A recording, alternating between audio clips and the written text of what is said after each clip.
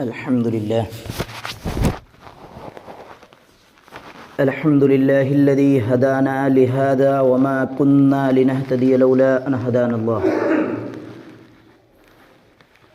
عالم الغيب والشهادة هو الرحمن الرحيم أما بعد فقد قال الله تبارك وتعالى في كلامه المجيد والفرقان الحميد فأعوذ بالله من الشيطان الرجيم بسم الله الرحمن الرحيم إن الصلاة تنهى عن الفحشاء والمنكر وقال أعزا ما آتاكم الرسول فخذوه وما نهاكم عنه فانتهوا واتقوا الله إن الله شديد العقاب صدق الله العظيم قال رب اشرح لي صدري ويسر لي أمري واحلل عقدة من لساني يفقه قولي رب زدني علما رب زدني علما اللهم رب زدني علما وألحقني بالصالحين আল্লাহ রাব্বুল আলামিনের লাখো মেহেরবানি, যিনি আমাদেরকে বড় ভালোবেসে আজকে এই পবিত্র জুম্মা দিনে জুম্মা নামাজ পড়তে আসার জন্য তৌফিক দিয়েছেন। আমরাও আল্লাহ রাব্বুল আলামিনের রেজামন্দি হাসিল করার জন্য আসতে পেরেছি, তার জন্য আল্লাহ রাব্বুল আলামিনের শুকরিয়া আদায় করি, বলি আলহামদুলিল্লাহ।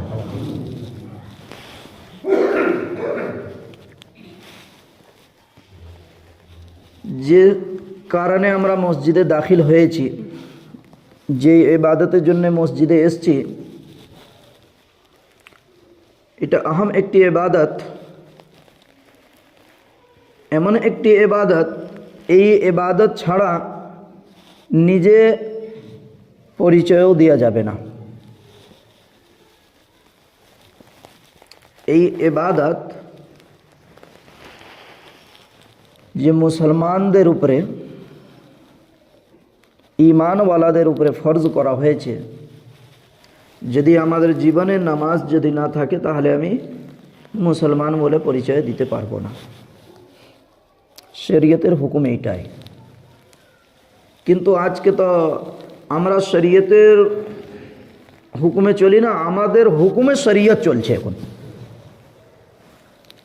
এখন ব্যাপার হয়ে গেছে কি শরীয়তকে আমরা চালাচ্ছি, শরীয়ত আমাদেরকে চালাচ্ছে না।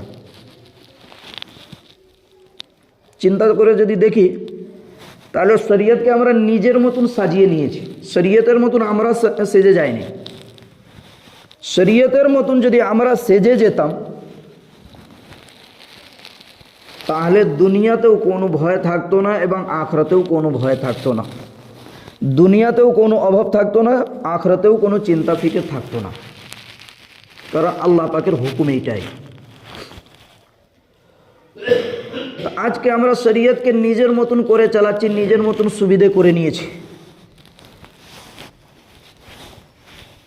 তো আল্লাহ পাক শুধু হুকুম দিয়েছেন এইটাই কি মানুষকে ভালোবেসে বোঝাও, জোর করার কথা নেই শরীয়তে।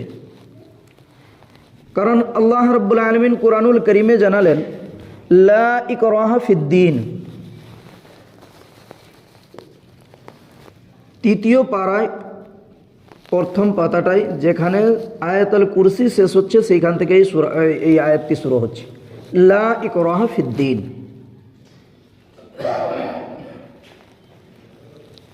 এই পারা নম্বর, আয়াত নম্বর, সূরা নম্বর বলার দরকার লাগে না, কিন্তু এখন হয়ে গেছে কি বাংলা তাফসীর বেরিয়ে গেছে, মানুষ দেখতে চাইলে দেখার সুবিধে হবে তার জন্য বলে দেওয়া, না তো এটা বলার দরকার লাগে না। লা ইকরাহা ফিদ্দীন, দিনের উপরে কোনো জোর নেই, জোর করা যাবে না। ভালো করে বুঝান, যদি বুঝে নেয় তাহলে ভালো, আর না যদি বুঝে তাহলে আবার কুরআনুল কারীমে অন্য জায়গাতে আবার তাকিয়ে দেখেন।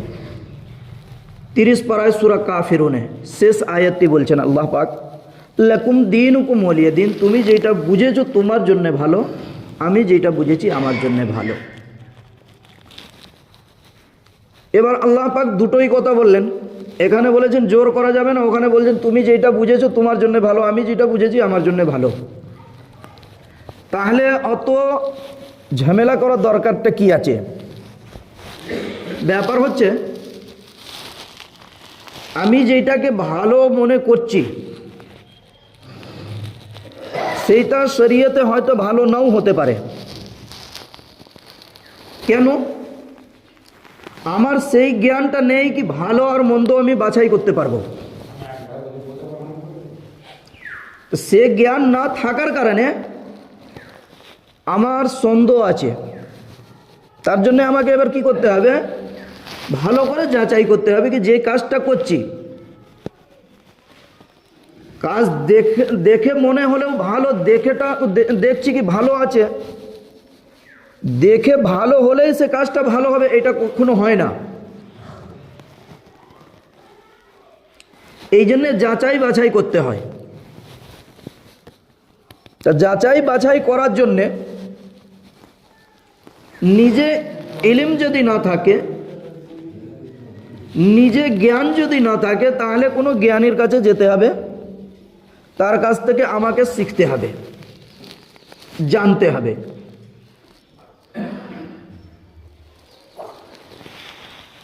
তারপরেও যদি না বুঝে তখন হবে লাকুম দীনুকুম ওয়ালিয়া দীন। কিন্তু তার আগে আমাদেরকে যাচাই বাছাই করতে হবে। যে কোনো কাজে যাচাই বাছাই আমরা করি, কখন করি? দুনিয়ার কাজে। দুনিয়ার কাজের জন্য আমরা জিজ্ঞাসা করি, কিন্তু দিনের জন্য আমরা কখনো জিজ্ঞাসা করি না। মনে মনে করি কি যা করছি এইটাই যত স্টক, আর এর থেকে বেশি দরকার লাগবে না। যদি এইটা মনে যদি না করতাম তাহলে আলিম ওলামাদেরকে সবসময় ঘুঁচা মারতাম কি হুজুর এইটা কীরকম হবে, এইটা কি হবে, এটা জিজ্ঞাসা করতাম।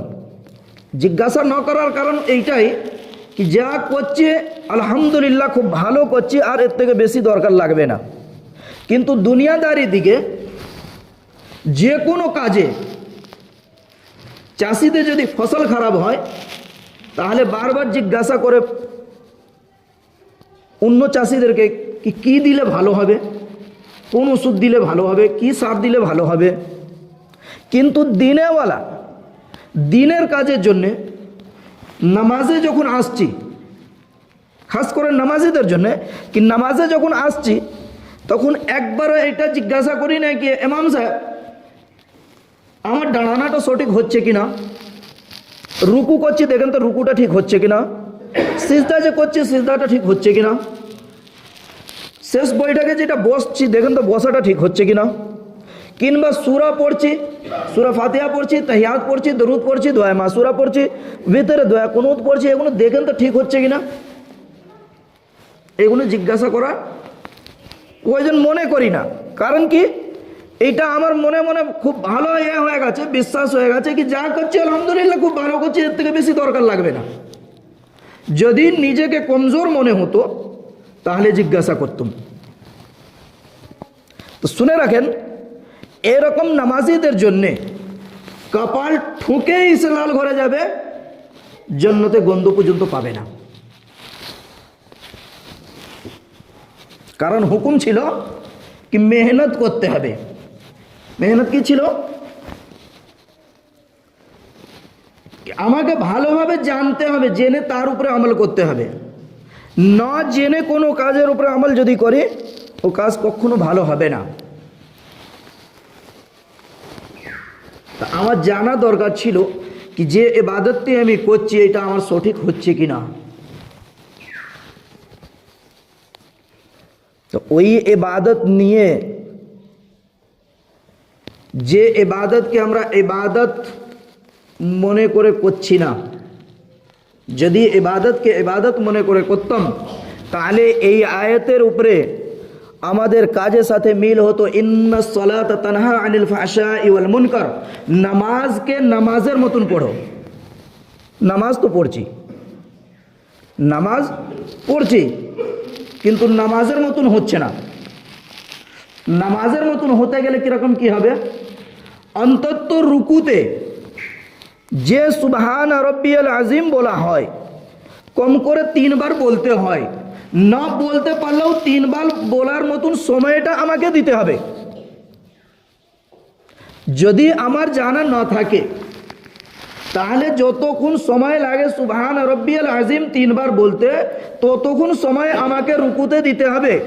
সুবহান রব্বিয়াল আলা যে সিজদাতে 3 বার কম করে বলা যে সময়টি লাগে, এই সময়টা আমাকে সিজদায় 3 বার কম করে অতটা সময় আমাকে দিতে হবে।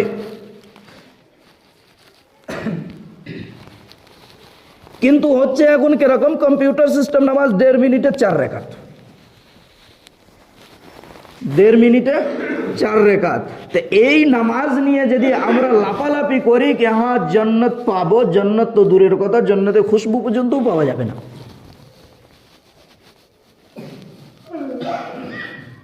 জান্নাতে খুশবু পর্যন্ত পাওয়া যাবে না, কারণ আপনার তো নামাজের উপরে কোনো ইখলাস ছিলই না।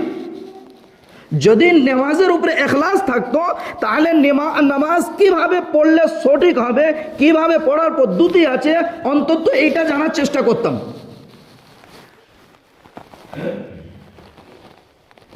তারপরে 5 ওয়াক্ত নামাজ পড়ছি, যেরকম হলেও আমিও মনে মনে করছি কি হ্যাঁ নামাজি, লোগও বলছে নামাজি, ফেরেশতা জানে আল্লাহ জানে কি নামাজি।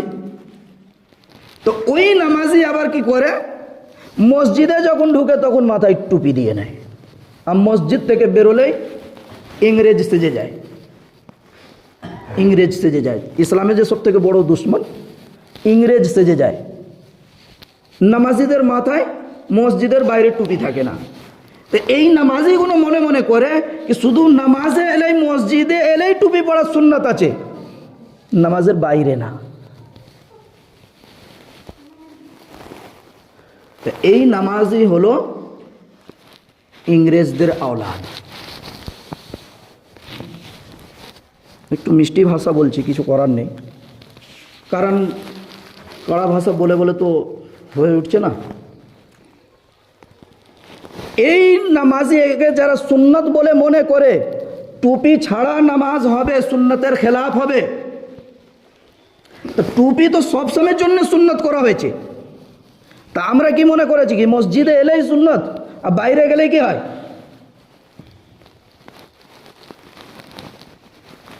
এর ফজিলত কি করে বুঝবো?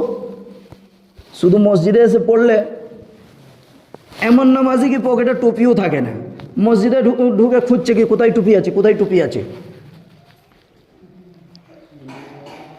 এইরকম নামাজি যদি নামাজি মনে করে কি আমি নামাজি, আমি খুব করছি, জি না। উলামায়ে কেরাম লিখেন কি একটা নামাজির সকালবেলা যদি কেউ মুখ দেখে নেয়, নামাজির কথা বলা হয়েছে,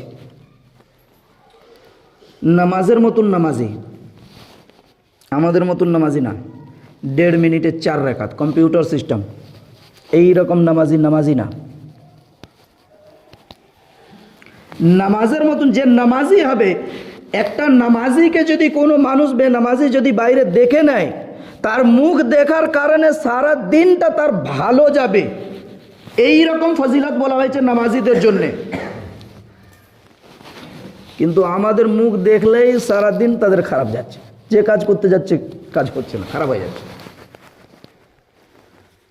তা আমরা কিরকম নামাজি আমাদেরকে চিন্তা করতে হবে। আমরা কিরকম নামাজি আমাদেরকে চিন্তা করতে হবে। 5 ওয়াক্ত নামাজ পড়ছি, কিন্তু এখনো মুখে সুন্নত জিন্দা হলো না, এখনো মুখে সুন্নত জিন্দা হলো না, দাড়ি উঠলো না, এখনো দাড়ি যাকাত বার করেই যাচ্ছে। তো এই নামাজি যদি লাপালাপি করে কি হ্যাঁ আমি নামাজি, তো এর ফজিলত দুটো চোখ বন্ধ হলেই পাওয়া যাবে, তার আগে পাওয়া যাবে না। 5 ওয়াক্ত নামাজ পড়ছি, কিন্তু এখন পর্যন্ত হাঁটুর নিচে জামা নামলো না। জামা পরে কি ব্লাউজ কাটিং, পেট খোলা থাকে হাঁটুর উপরে। এটা সুন্নতি তরিকা না। এই কাজগুলো করে যদি নবীর উম্মত বলে দাবি করি, তাহলে নবী কখনো উম্মত বলে মেনে নেবে না। মান রাগিবা মিন সুন্নতি ফালাইসা মিন্নি, সমস্ত সিয়াহে সিত্তার হাদিসের এই হাদিস কি আল্লাহ নবী বলছেন, যে আমার সুন্নত মানতে পারলো না সে আমার উম্মত হতে পারবে না, যে আমার উম্মত হবে না সে জান্নাতের আশা কখনো করতে পারে না।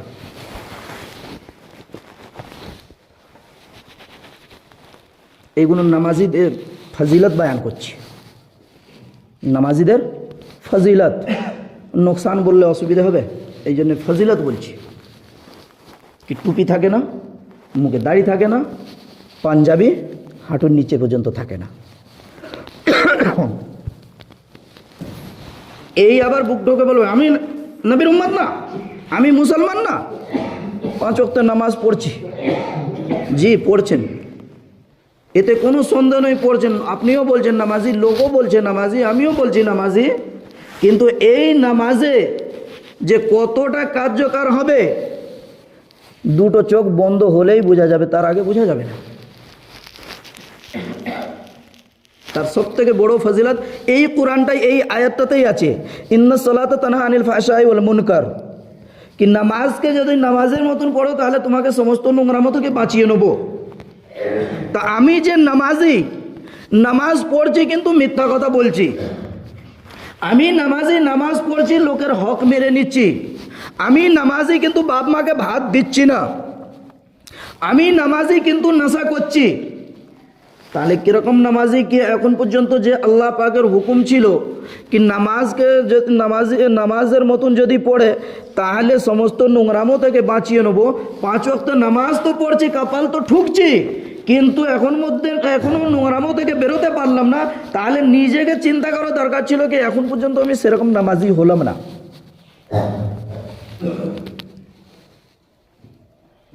নামাজিদের যে মদদ হয় আগে 2 সপ্তাহ বয়ান করে গেছি। এইটাতে একটা ফ্যাশন হয়ে গেছে কি ইমাম সাহেব বসে থাকবে কেন, বলুক। এই বলার জন্যে যে কি কারণে বলবে, কেন বলবে, এইটা আমরা কখনো ভাবি না।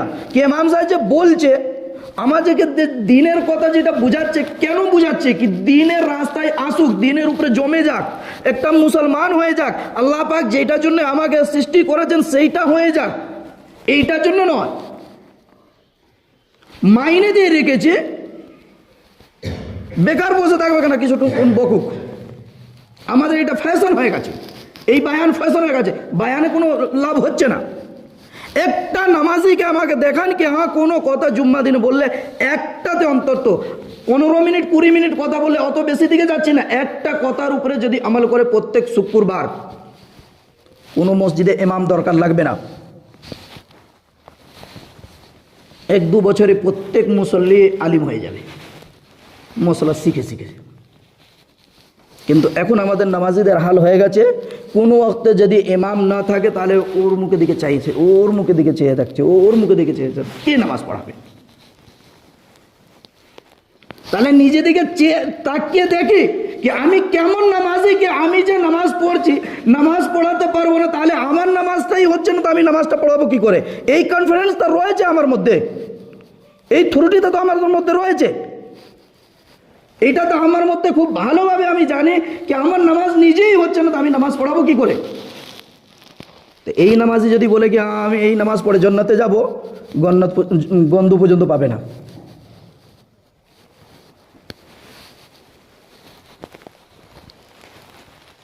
নামাজ পড়ছে, কম্পিউটার সিস্টেম নামাজ পড়ছে, কিছু জানে না, জিজ্ঞাসা করা প্রয়োজনও মনে করে না, এরা বলছে কি আমি নামাজি। এই নামাজিদের কাজ হয়? নামাজি ও হবে কি ইমাম সাহেব না থাকলে কারো দিকে তাকাবে না, চ আমি নামাজ পড়াচ্ছি, আমি নামাজ পড়াচ্ছি, রয়েছে তো কি আছে? ইমাম সাহেব না থাকলে কি আছে? ইমাম সাহেব না থাকলে ও ওকে বলছে ভাই আমার তাহিয়াতটাই জানা নেই, আমার দরুদটাই জানা নেই, আমি সূরাটা ঠিক করে পড়তে পারিনি, আমি নামাজ পড়াবো কি করে? একবারও লজ্জা করে না? আরে ভয় তো নেই আল্লাহর, অন্তত লজ্জা করাটা দরকার ছিল কি হ্যাঁ আমি যে এক ওয়াক্ত নামাজ পড়াতে পারছি না তাহলে আমি কেমন নামাজি, ওটাও তো অন্তত লজ্জা করা দরকার ছিল।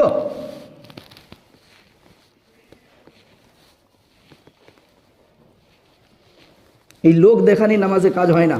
যে লোক দেখানি নামাজ পড়ে, যে কোনো কাজ দিনের কাজ লোক দেখানির জন্য করে, তার কাজটা দুনিয়ার বুকেই থেকে যায়। যে লোক দেখানি নামাজ পড়ে, লোক তাকে দুনিয়াতে শুধু নামাজই বলে, তার এর থেকে বেশি কোনো লাভ হয় না।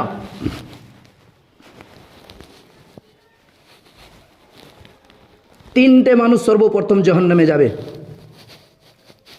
কথাটা শুনেনি? সর্বপ্রথম বলা হয়েছে শহীদ জাহান্নামে যাবে। যে শহীদের কথা হাদিসে বলা আছে, তার রক্ত মাটিতে পড়ার আগে তার উপরে জান্নাত ওয়াজিব হয়ে যায়, সেই রকম শহীদ জাহান্নামে যাবে সর্বপ্রথম। কেন যাবে? শহীদকে জাহান্নামে প্রথমে কেন বলা হয়েছে? ওই এই কারণে দিনের জন্য লড়াই করেছে কি লোক আমাকে বাহাদুর বলবে। দিনের জন্য করে না, লোক আমাকে বাহাদুর বলবে। হ্যাঁ দিনের জন্য লড়াই করেছে, ওর মনে এইটাই ছিল কি লোক আমাকে বাহাদুর বলবে। এই রকম শহীদ সর্বপ্রথম জাহান্নামে যাবে। তা আমি নামাজ পড়ছি, লোক আমাকে নামাজি বলবে, লোক আমাকে নামাজি বলবে। কিন্তু যদি বলে কি ইমাম সাহেব এই বলতে নামাজ পড়াও, হবে না। সব দিকেই তো ভুল আছে। মুখে দাড়িও নেই, হাঁটু নিচে জামাও নেই, নামাজে আর কানও জানা নেই, নামাজে যে নিয়ম হচ্ছে সেটাও জানা নেই, সব দিকেই তো কমই রয়েছে। ও নামাজ পড়াবে কি করে? 2 নম্বর হচ্ছে কি আলিম যাবে জাহান্নামে। 2 নম্বর হচ্ছে আলিম যাবে জাহান্নামে। আমাদের মতন আলিম মেম্বারে বসে বড় বড় ফতোয়া দেবে, লোক বলবে কি হ্যাঁ দারুণ জাননেওয়ালা আলিম। আমি যে বলছি না, মনে মনে এটাই আছে কি হ্যাঁ এখানকার লোক বলবে কি দারুণ একটা ইমাম পেয়েছি, দারুণ মশলা দিচ্ছে, এই জন্যে বুক ফুলে যাচ্ছে। এই রকম আলিম জাহান্নামে যাবে। নিয়তটা এটা ছিল না কি হ্যাঁ আমার মুসল্লি, আমার গ্রামবাসী শিক্ষা পাবে দিনের জন্যে। নিয়তটা এটাই ছিল কি আমাকে বলবে বড় আলিম মনে করবে।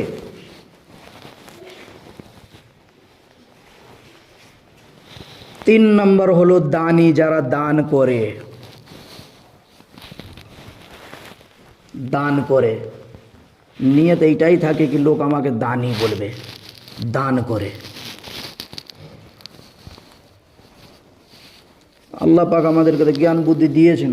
যে উদাহরণটা দিলাম সবটাই কোরআনুল কারীমে, আয়াতটা পড়ছি না কারণ হচ্ছে সময়টা খুব কম, হাত পা তো বেঁধে দেওয়া হয়, সময় খুব কম। চায়ে আড্ডাতে এবং ক্লাব ঘরে, তাসের আড্ডাতে, ফাংশনে, সব জায়গাতে সময় দেওয়ার আমাদের কোনো অসুবিধে নেই। সারাদিন ঘন্টার পর ঘন্টা কেটে যাবে, কোনো অসুবিধে নেই। কিন্তু মসজিদে এলেই সবসময় ঘড়ির দিকে চোখ যাবে কি ইমাম সাহেব, ইমাম সাহেব। এইটা ইশারা। যেরকম নামাজিদের দেখবেন ইমাম সাহেব যদি দ্বিতীয় রাকাতে বসে, 4 রাকাত নামাজ বা 3 রাকাত নামাজে যদি বসে আর তাহিয়াতটা পড়তে যদি একটু দেরি হয় তো পিছন থেকে লুকমা শুরু হয়ে যায়। ইমাম সাহেব হয়ে গেছে। সালাম ফেরাতে যদি দেরি করে ইমাম সাহেব তাহলে লুকমা শুরু হয়ে যায়। এখনো বাস্তব দেখাচ্ছি, এটা হয়। এইটা বুঝে নাকি আমি তাড়াতাড়ি পড়ে ফেলেছি, একটু ওয়েট করি, ইমাম সাহেব হলেই ফেরাবে না। লুকমা দিতে আমার হয়ে গেছে মানে আপনি সালাম ফেরান, আমার হয়ে গেছে মানে এবার উঠে পড়েন। তো এই জন্যে আমাদের অত দিনের প্রতি মহব্বত কি সময়ে দেওয়া, 2 মিনিট সময়ও দেওয়া যায় নাকি হ্যাঁ দিনের কথার জন্য 2 মিনিট সময় দিই। তো এই নামাজিদের ফজিলত বললাম, নিজেদের মধ্যে তাকিয়ে দেখি, অন্যদিকে তাকাতে হবে না। নিজের দিকে তাকিয়ে দেখি, অন্যদিকে তাকাতে হবে না। কারণ সবাই যদি নিজেকে ঠিক হয়ে যায়, সবাই যদি ভাবে কি কে ঠিক হবে না হবে এইটা আমার দেখার দরকার নেই, আমাকে ঠিক হতে হবে। সবাই যদি মনে মনে করে নেই কে নামাজ পড়বে না পড়বে, আমাকে আগে নামাজ পড়তে হবে, তাহলে দেখা যাবে কি পাড়াতে কেউ বেনামাজি থাকবে না। কে শিখবে না শিখবে এটা আমার দেখা দরকার নেই। আমাকে যখন আমি নামাজ পড়তে আসছি, আমি মুসলমান যখন হয়েছি, মুসলমানের ঘরে যখন জন্ম নিয়েছি, আমাকে নামাজের পদ্ধতিটা শিখতে হবে। তাহলে দেখা যাবে কি ওই নামাজের মধ্যে আর কোনো কমতি থাকবে না। তো নামাজ পড়ছি ইমান দুর্বল নিয়ে নামাজ পড়ছি, তো দুর্বল ইমান নিয়ে নামাজ পড়লে, দুর্বল ইমান নিয়ে যখন দুনিয়া থেকে যাব, তাহলে জান্নাতের আশা কি করে পাব? হয় না এটা। এই জন্য আমাদের সকলের বোঝা উচিত, বারবার বলছি কি নামাজ ছাড়া কোনো গতি নেই, নামাজ ছাড়া কোনো গতি নেই। যার জীবনে নামাজ নেই তার জন্য যতই কুল পড়ানি করেন, যতই কোরআন খানি করেন, যতই দোয়া খানি করেন, আর যতই লোক খাওয়ান, ও খাইয়েও জাহান্নামে যাবে, ও জান্নাতের আশা পাবে না। কারণ আগেও কোরআনের আয়াত শুনিয়েছি, আবার আজকে শুনিয়ে দিচ্ছি, ওয়ানুনাজ্জিলু মিনাল কুরআনি মা হুয়া শিফাউন ওয়া রাহমাতুল লিল মুমিনিন। কোরআনে যা, শরীয়তে যা কিছু আরকান আছে মুমিনদের জন্য, মুসলমানদের জন্য, নামাজিদের জন্য, বেনামাজিদের জন্য না। মনে মনে করবেন না কি হ্যাঁ ইমাম সাহেব আমার এই কাজের খেলাফ, না, জি না, কাজের খেলাফ নয়। শরীয়তে মাইয়াতের জন্য খাওয়ানা জায়েজ আছে, কবর জিয়ারত সুন্নাত আছে, দোয়াখানি জায়েজ আছে, কিন্তু কার জন্য দেখে করতে হবে, সকলের জন্য জায়েজ না।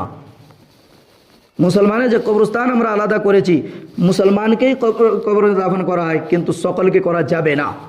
বেনামাজিকে কবরস্থানে দাফন করা মোটেই যাবে না, বেনামাজিদের জানাজা মোটেই পড়া যাবে না। যদি আমি বলে দিই আমার চাকরি থাকবে না, আমাকেও পেটের দিকে তাকাতে হচ্ছে। এইটা যদি আমরা প্রত্যেকে যদি মনে মনে করে নিই কি যখন শরীয়তে অত কঠিন আযাব আমাদের জন্য রেখেছে, তো এই আযাব থেকে বাঁচার জন্য আমাকে নামাজি হতে হবে, এই চিন্তাটা যদি আমাদের মধ্যে এসে যায়, তাহলে আমরা আর বেনামাজি থাকবো না, নামাজ আমাদের পড়া সহজ হয়ে যাবে।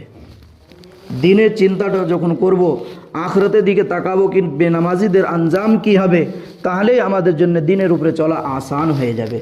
আর যতক্ষণ পর্যন্ত আমরা চিন্তা করব না, চেষ্টা করব না, আমাদের জন্য দিনের উপরে চলা কখনো আসান হবে না, খুব কঠিন হয়ে দাঁড়াবে। আল্লাহ পাক আমাদেরকে বলা এবং শোনার থেকে বেশি বেশি করে আমল করা তৌফিক দান করেন। সকলে বলেন আমিন। ওয়া আখিরু দাওয়ানা আনিল হামদুলিল্লাহি রাব্বিল আলামিন।